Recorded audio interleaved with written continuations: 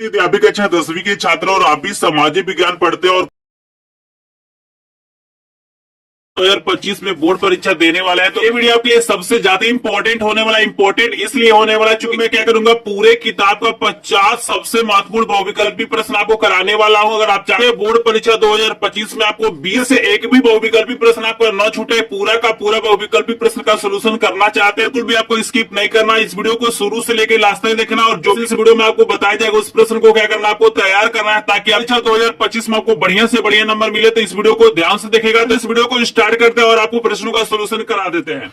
तो यहाँ पे देखिए, जो सबसे पहला प्रश्न आपको तैयार करना है, बहुत ही ज्यादा इंपॉर्टेंट प्रश्न है। प्रश्न आपको दिया गया है कि नेपोलियन की पराजय कब हुई थी। आपको बताना है कि नेपोलियन का पराजय कब हुआ था। आपको 4 ऑप्शन दिया गया है। देखिए, इसमें पहला आपको दिया गया 1814, दूसरा आपको दिया गया 1815, तीसरा आपको दिया गया 1816 और यहाँ पे चौथा आपको दिया गया 1817। तो आपको याद रखना है कि नेपोलियन का जो पराजय हुआ था वर्ष 1815 में हुआ था। तो ख वाला ऑप्शन बिल्कुल करेक्ट हो जाएगा। यहाँ पे देखिए, जो दूसरा प्रश्न आपको तैयार करना है, बहुत ही ज्यादा इंपॉर्टेंट प्रश्न ये भी है। प्रश्न आपको दिया गया है कि जर्मनी के एकीकरण में मुख्य भूमिका था। आपको बताना है भाई, जो जर्मनी का एकीकरण हुआ था उसमें मुख्य भूमिका किसका था। आपको ऑप्शन दिया गया ऑटो वन बिस्मार्क, हिटलर दिया गया है, नेपोलियन दिया गया और इनमें से कोई नहीं दिया गया। तो आप सभी को बता दो कि जर्मनी के एकीकरण में जो मुख्य भूमिका था ऑटो वन बिस्मार्क का था। यहाँ पे कॉवल ऑप्शन बिल्कुल करेक्ट हो जाएगा। आप तीसरा प्रश्न हर साल पूछा जाता है, इस प्रश्न को जरूर याद रखिएगा। बोर्ड परीक्षा 2025 के लिए बहुत ही ज्यादा इंपॉर्टेंट प्रश्न है। यहाँ पे प्रश्न आपको दिया गया है कि हिंद स्वराज पुस्तक के लेखक है। आपको बताना है कि जो हिंद स्वराज पुस्तक है उसके लेखक कौन है। आपको 4 ऑप्शन दिया गया है। सरदार पटेल दिया गया है, बाल गंगाधर तिलक दिया गया है, महात्मा गांधी दिया गया और सुभाष चंद्र बोस दिया गया। आप सभी को याद रखना कि हिंद स्वराज पुस्तक के जो लेखक है महात्मा गांधी जी है। तो यहाँ पे गोल ऑप्शन बिल्कुल करेक्ट हो जाएगा। आई होप आपको समझ में आ रहा होगा। यहाँ आप देख सकते हैं 4 नंबर का प्रश्न बहुत ही ज्यादा इंपॉर्टेंट आपको दिया गया प्रश्न है कि कपास की खेती के लिए कौन सी मृदा उपयुक्त होती है। आपको बताना है कि कपास की खेती के लिए कौन सी मृदा उपयुक्त होती है। यहाँ पे पहला आपको दिया गया है काली मृदा, दूसरा आपको दिया गया है लाल मृदा, तीसरा आपको दिया गया है जलोद मृदा और चौथा आपको दिया गया है लेटराइट मृदा। ये भी प्रश्न क्या होता है, लगातार पूछा जाता है। तो आप सभी को बता दूं कि यहाँ पे जो करेक्ट आंसर हो जाएगा, यहाँ पे क वाला हो जाएगा। काली मृदा में क्या होता है, कपास की खेती अच्छी होती है। आपको याद रखना, पूरे किताब का 50 प्रश्न कराने वाला हूं और इन्हीं 50 प्रश्न में से कोई ना कोई 20 प्रश्न आपको बोर्ड परीक्षा में पूछा जाएगा। तो आपको 5 नंबर का भी प्रश्न दिखाई दे रहा है, बहुत ही ज्यादा इंपॉर्टेंट प्रश्न। ये भी प्रश्न लगातार बोर्ड परीक्षाओं में पूछा जाता है। प्रश्न कह रहा है कि इनमें से कौन सी रबी फसल है। आपको ऑप्शन आपको दिया गया है, लेकिन आप सभी को बता दूं कि आपका आंसर हो जाएगा चना, यानी काला चना आपका करेक्ट आंसर है। तो 5 नंबर प्रश्न का हमारा आंसर यही हो जाएगा, गौ वाला। आई होप आपको 5 प्रश्न समझ में आ रहा होगा। एक एक प्रश्न वीडियो को लास्ट देखिएगा और जो पीडीएफ चाहिए हमारे ग्रुप को ज्वाइन कर लीजिएगा, जिसका लिंक आपको डिस्क्रिप्शन में दिया गया है। और किसी प्रकार का प्रॉब्लम होता है तो आपको इस वीडियो में मेरा नंबर मिल जाएगा, वहां पे संपर्क कर सकते हैं। तो चलिए आपको अगला प्रश्न दिखा देते हैं। यहाँ पे देखिए, आपके सामने 6 नंबर का प्रश्न दिखाई दे रहा होगा, काफी इंपॉर्टेंट प्रश्न है। प्रश्न दिया गया है कि अंकलेश्वर किसके उत्पादन के लिए प्रसिद्ध है। तांबा के लिए प्रसिद्ध है, जस्ता के लिए प्रसिद्ध है, पेट्रोलियम के लिए प्रसिद्ध है या यूरेनियम के लिए प्रसिद्ध है। तो आपको याद रखना है कि भाई जो अंकलेश्वर है वो पेट्रोलियम के लिए प्रसिद्ध है। तो गलत ऑप्शन बिल्कुल करेक्ट हो जाएगा। आपके सामने देख सकते हैं 7 नंबर का भी प्रश्न दिखाई दे रहा होगा। प्रश्न कह रहा है कि निम्नलिखित में से कौन सा संघीय सूची का विषय। आपको बताना है कि इसमें से कौन सा ऐसा विषय है जो संघीय सूची के अंतर्गत आता है। रक्षा है, कृषि है, व्यापार या शिक्षा है। तो आपको याद रखना है कि जो रक्षा होता है ना, वो क्या होता है, संघीय सूची के अंतर्गत आता है। तो कवल ऑप्शन बिल्कुल आपका करेक्ट हो जाएगा। आपके सामने 8 नंबर का मोस्ट इंपोर्टेंट प्रश्न दिया गया, आपको दिखाई दे रहा होगा। प्रश्न कह रहा है कि चिपको आंदोलन किससे संबंधित था। आपको बताना है कि जो चिपको आंदोलन था वो किससे संबंधित था। आपको ऑप्शन दिया गया मृदा संरक्षण, दूसरा को दिया गया वन संरक्षण और तीसरा को दिया गया जल संरक्षण, चौथा को दिया इनमें से कोई नहीं। तो आपको याद रखना है जो चिपको आंदोलन है ना, वो वन संरक्षण से संबंधित है। तो कवल ऑप्शन बिल्कुल आपका करेक्ट हो जाएगा। 9 नंबर का मोस्ट इंपोर्टेंट प्रश्न आ गया है। प्रश्न कह रहा है कि सलाल बांध किस नदी पर है। आपको बताना है कि भाई जो सलाल बांध है वो किस नदी पर है। महानदी पर है, चिनाब नदी पे है, सतलुज नदी पे है या कृष्णा नदी पे है। तो आपको याद रखना है कि करेक्ट ऑप्शन आपका ख वाला हो जाएगा। जो सलाल बांध है वो क्या है, चिनाब नदी पे है। आपको याद रखना है। आपके सामने 10 नंबर का प्रश्न दिया गया है, मोस्ट इंपोर्टेंट प्रश्न है। प्रश्न बोल रहा है भैया निम्नलिखित में से कौन सा रोपड़ फसल है। आपको बताना है कि इसमें से कौन सा ऐसा फसल है जो रोपड़ फसल के अंतर्गत आता है। गेहूं है, चना है, गन्ना या मूंगफली है। तो आपको याद रखना है करेक्ट ऑप्शन आपका ग वाला हो जाएगा। जो गन्ना होता है वो रोपड़ फसल के अंतर्गत आता है। आई होप आपको समझ में आ रहा होगा। चलिए, आर्या राय एंड आई एम फ्रॉम डडिया। मेरी क्लास 10th में 90.33% आए हैं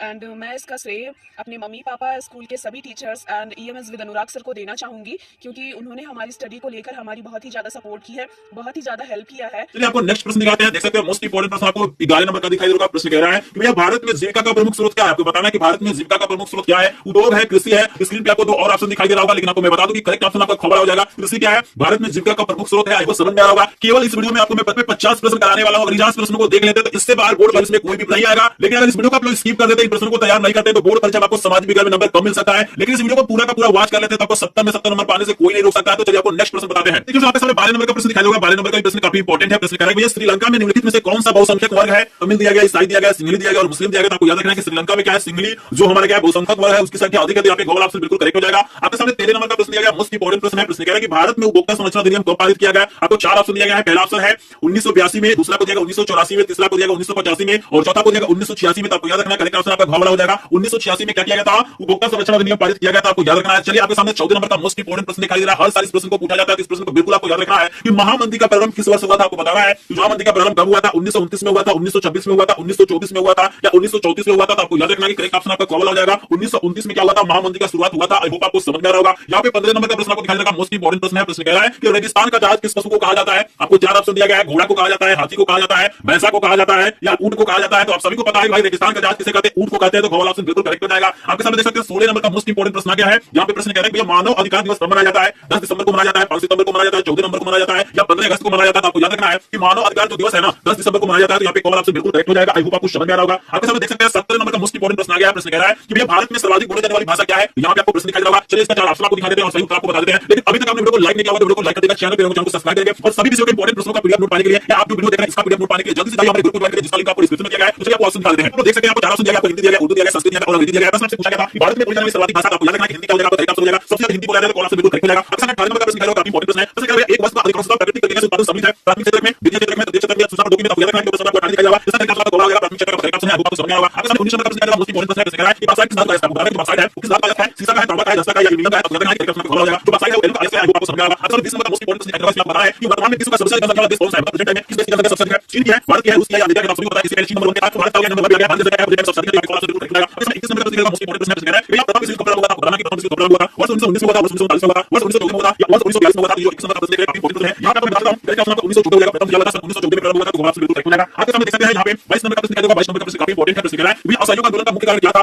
रॉलेट एक्ट था, प्रथम विश्व युद्ध था। इसके अलावा आपको 2 और ऑप्शन दिखा देते हैं। तो जैसे कि 2 ऑप्शन आपको दिया खिलाफत आंदोलन दिया और इनमें से कोई नहीं। आपको मैं बता दूं यहाँ पे असहयोग आंदोलन का जो मुख्य कारण था यहाँ पे खिलाफत आंदोलन था। तो ऑप्शन बिल्कुल करेक्ट हो जाएगा। आपको समझ में आ रहा होगा। 23 नंबर का प्रश्न दिखाई देगा। मोस्ट इंपॉर्टेंट प्रश्न है। प्रश्न कह रहा है कि 2 राज्यों के बीच वस्तु का आदान प्रदान कहलाता है। तो बताना है भाई 2 राज्यों के बीच में क्या होता है? वस्तु का आदान प्रदान होता है। तो उसे क्या कहते हैं? राष्ट्रीय व्यापार कहते हैं, अंतरराष्ट्रीय व्यापार कहते हैं, आंतरिक व्यापार कहते हैं या वस्तु विनिमय कहते हैं। तो आपको याद रखना है कि करेक्ट ऑप्शन आपका कमल हो जाएगा। इसको हम लोग राष्ट्रीय व्यापार कहते हैं। वो आपको समझ में आ रहा होगा। आप सामने देख सकते हैं 25 नंबर का मोस्ट इंपॉर्टेंट प्रश्न दिखाई देगा। याद रखिएगा ये किस तरह प्रश्न है? ये जो प्रश्न है आपके लिए स्ट्राइक क्या देखिए 23 नंबर के बाद 24 नंबर का प्रश्न आपको लिखा गया है। यहाँ पे बाय मिस्टेक आपको स्ट्राइक प्रश्न देखने के लिए मिल जाएगा। इसको भी देखिएगा काफी इंपॉर्टेंट प्रश्न है। प्रश्न कह रहा है कि टिहरी बांध परियोजना किस राज्य में स्थित है? आपको बताना है कि टिहरी बांध परियोजना किस राज्य में स्थित है? पंजाब में है, गुजरात में है, उत्तराखंड में या मध्य प्रदेश में? आपको याद रखना है। इसका करेक्ट ऑप्शन आपका गौर हो जाएगा। टिहरी बांध परियोजना क्या उत्तराखंड में स्थित है? आपको समझ में आ रहा होगा। यहाँ पे आपको 23 नंबर के बाद आपको 24 नंबर का प्रश्न दिखाई देगा। ये प्रश्न आपके लिए स्ट्राइक को भी तैयार कर लीजिएगा। 24 नंबर का प्रश्न कह रहा है सार्वजनिक और निजी क्षेत्र के आधार पर विभाजित किया जाता है रोजगार की शर्तों के आधार पर, भारत विधि के स्वभाव पर, उद्यमों के स्वामित्व पर या इनमें से कोई नहीं। तो यहाँ पे बता दूं कि प्रश्न नंबर 24 है इसका जो करेक्ट ऑप्शन आपका हो जाएगा यहाँ पे गौर हो जाएगा। उद्यमों के स्वामित्व आपका करेक्ट ऑप्शन है। आई होप आपको समझ में आ रहा होगा। आपके सामने देख सकते हैं 25 नंबर का मोस्ट इंपॉर्टेंट प्रश्न दिखाई दे रहा है। प्रश्न कह रहा है कि भैया निम्नलिखित में से उत्पादन का साधन है। आपको बताना है कि इसमें से कौन उत्पादन का साधन है? आपको 4 ऑप्शन दिया गया है। पूंजी दिया गया है, लाभ दिया गया है, सेवाएं दिया गया है। इनमें से कोई नहीं। आपको याद रखना है कि पूंजी है ना वो क्या उत्पादन का साधन है। तो कौन ऑप्शन बिल्कुल करेक्ट है। आपके सामने देख सकते हैं 26 नंबर का प्रश्न दिखाई दे रहा है। प्रश्न कह रहा है कि भैया इनमें से कौन अजैविक संसाधन है? अजैविक मतलब निर्जीव से मतलब है। यहाँ पे इन दो ऑप्शन के अलावा आपको 2 और ऑप्शन दिखाई दे रहा है। लेकिन जो मैं बता दूं कि करेक्ट ऑप्शन आपका कौन हो जाएगा? जो चट्टानें होती है वो अजैविक संसाधन होती है। आई होप आपको समझ में आ रहा होगा। चलिए इसके बाद आपको 27 नंबर का प्रश्न दिखा देते हैं। 27 नंबर का प्रश्न दिखाई देगा। प्रश्न कह रहा है कि 5 की क्रांति हुई थी। आपको बताना है कि 5 की क्रांति कब हुई थी? वर्ष 1788 हुआ था, 1789 में हुआ था, 1790 में हुआ था या 1787 में हुआ था। आपको याद रखना है कि 5 की क्रांति हुई थी वर्ष 1789 में हुई थी। तो कौन ऑप्शन बिल्कुल करेक्ट हो जाएगा। 28 नंबर का प्रश्न दिखाई दे रहा है। प्रश्न कह रहा है कि यंग इंडियन सोसाइटी का संस्थापक कौन था?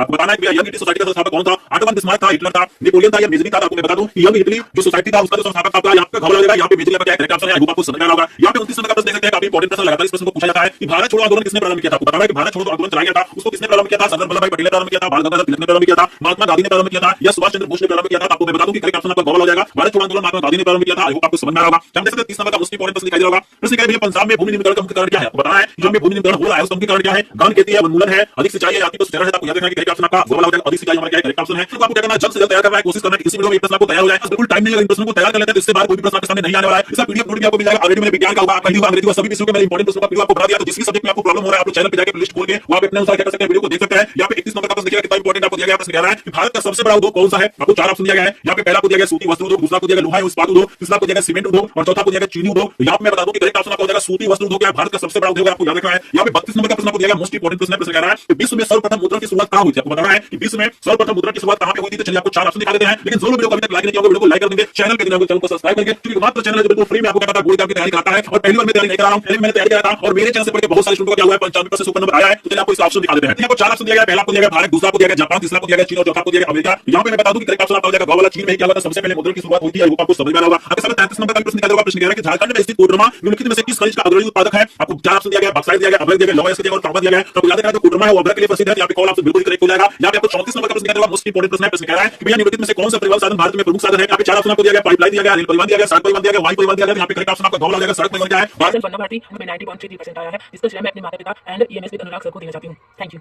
परिवहन साधन है, आपको याद रखना है। आपके सामने 35 नंबर का प्रश्न दिया गया, काफी इंपोर्टेंट प्रश्न है। प्रश्न कह रहा है कि निम्नलिखित में से कौन सा उद्योग दूरसंचार कंप्यूटर आदि संयंत्र निर्मित करता है। यहाँ पे मैं बता दूं कि आपको 4 ऑप्शन दिया गया, स्टील दिया गया है, इलेक्ट्रॉनिक दिया गया है, एल्युमिनियम प्रगलन दिया गया है और सूचना प्रौद्योगिकी दिया गया है। इस प्रश्न में हमको थोड़ा सा कंफ्यूजन है, क्योंकि मैंने इसका उत्तर देखने की कोशिश किया, बहुत सारी किताबों में देखा। यहाँ पे मुझे 2 आंसर नजर आ रहा था। यहाँ पे कौन तो आपका ऑप्शन सही होगा और कौन ऑप्शन नहीं सही होगा। ख और ग में क्या है, कोई ना कोई करेक्ट ऑप्शन है, लेकिन मेरे अनुसार क्या होगा, प्रश्न नंबर ख पर क्या होगा, करेक्ट होगा। यहाँ पे सूचना प्रौद्योगिकी सही होना चाहिए, लेकिन अगर आपको लगता है कि इलेक्ट्रॉनिक सही होगा तो आपको कमेंट सेक्शन में जरूर कमेंट करके बताइएगा कि प्रश्न नंबर 35 का सही उत्तर क्या होगा। वैसे जहां तक मुझे लगा कि यहाँ पे ग ऑप्शन सही होना चाहिए। बाकी आपका क्या विचार है आप लोग कमेंट सेक्शन में जरूर बताएंगे। चलिए आपको 36 नंबर का मोस्ट इंपोर्टेंट प्रश्न कराते हैं। प्रश्न कह रहा है भाजपा का स्थापना कब हुआ था। 1960 में हुई थी, 1970 में हुई थी, 1980 में हुई थी या 1990 में हुआ था। आपको याद रखना है कि प्रश्न नंबर 36 है, इसका करेक्ट ऑप्शन आपका 1980 हो जाएगा। भाजपा का स्थापना सन 1980 में हुआ था, आपको याद रखना है। आपके सामने आप देख सकते हैं 37 नंबर का प्रश्न क्या है, काफी इंपोर्टेंट प्रश्न है। आपको आधा प्रश्न दिया गया, आधा अगले पेज पे दिया गया है। प्रश्न कह रहा है कि निम्नलिखित देशों में से मानव विकास सूचकांक के लिहाज से, ठीक है ना, इसके आगे का प्रश्न चलिए आपको दिखा देते हैं। आगे प्रश्न आपको दिखा देगा, इसमें पूरा प्रश्न एक बार पढ़ देता हूं। प्रश्न कह रहा है कि निम्नलिखित देशों में से मानव विकास सूचकांक के लिहाज से किस देश के अन्य से बेहतर है। बांग्लादेश का, नेपाल का, पाकिस्तान का, ईरान का। तो यहाँ पे मैं बता दूं कि करेक्ट ऑप्शन आपका ख वाला हो जाएगा। आई होप आपको समझ में आ रहा होगा। अगर इस प्रश्न में आपको कोई डाउट होगा तो कमेंट सेक्शन में जरूर कमेंट कीजिएगा। आपके सामने 38 नंबर का प्रश्न दिखाया जाएगा, भैया विश्व व्यापार संगठन का मुख्यालय कहां पे स्थित है। चीन में स्थित है, जिनेवा में स्थित है, रूस में स्थित है, अमेरिका में स्थित है। आपको याद रखना है कि विश्व व्यापार संगठन का जो मुख्यालय जिनेवा में स्थित है। यहाँ पे कॉल ऑप्शन बिल्कुल करेक्ट हो जाएगा। आपके सामने 39 नंबर का मोस्ट इंपोर्टेंट प्रश्न दिखाया जाएगा। प्रश्न कह रहा है कि राष्ट्रवाद का उदय किस देश से हुआ था। आपको बताना है कि राष्ट्रवाद का उदय किस देश से हुआ था।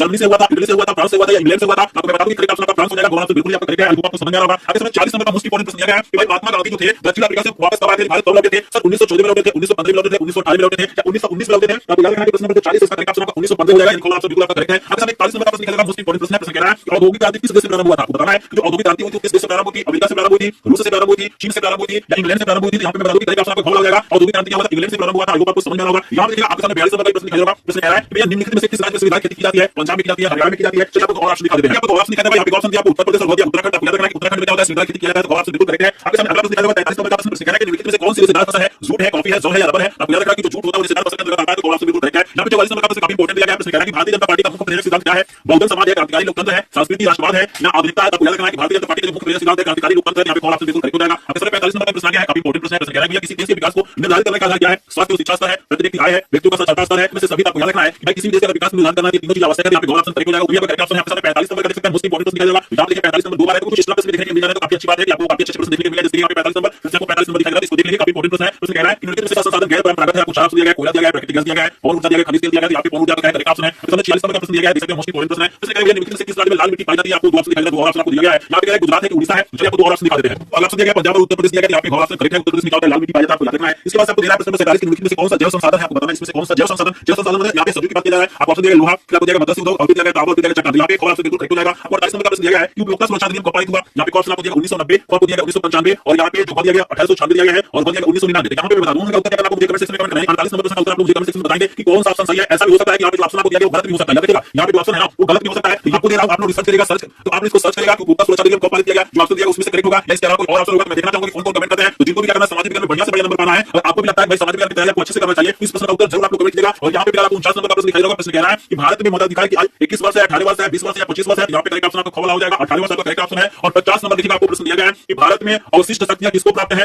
राज्य को प्राप्त है, संघ को प्राप्त है कि दोनों को प्राप्त है, इनमें से कोई नहीं। याद रखिए अवशिष्ट शक्तियां सिर्फ क्या है, संघ को प्राप्त है, सिर्फ केंद्र को प्राप्त होती है। यहाँ पे खवाला ऑप्शन बिल्कुल करेक्ट हो जाएगा। आई होप आपको 50 प्रश्न समझ में आ गया होगा। यहाँ पे 50 प्लस प्रश्न है, यहाँ पे लगभग 52 प्रश्न मैंने आपको कराया है। अगर इतना प्रश्न तैयार कर लेते हैं, परीक्षा 2 प्रश्न नहीं आएगा, इन्हीं में से कोई 20 प्रश्न निकाल जाएगा। बोर्ड परीक्षा में आपसे पूछा जाएगा, पूरा का पूरा नंबर मिल सकता है। आई होप आपको वीडियो पसंद आया होगा। वीडियो पसंद आए तो वीडियो को लाइक कर दीजिएगा। चैनल पे नए होंगे तो चैनल को सब्सक्राइब करेंगे। जिनको भी इसका पीडीएफ चाहिए आपको लिंक डिस्क्रिप्शन में हमारे ग्रुप को ज्वाइन कर सकते हैं। अगर आपको कोई प्रॉब्लम होता है तो स्क्रीन पे मेरा व्हाट्सएप नंबर दिखाई दे रहा है, इस पे आप लोग कांटेक्ट कर सकते हैं। वीडियो कैसा लगा कमेंट सेक्शन में जरूर बताइएगा। तो चलिए मिलता है नेक्स्ट वीडियो में।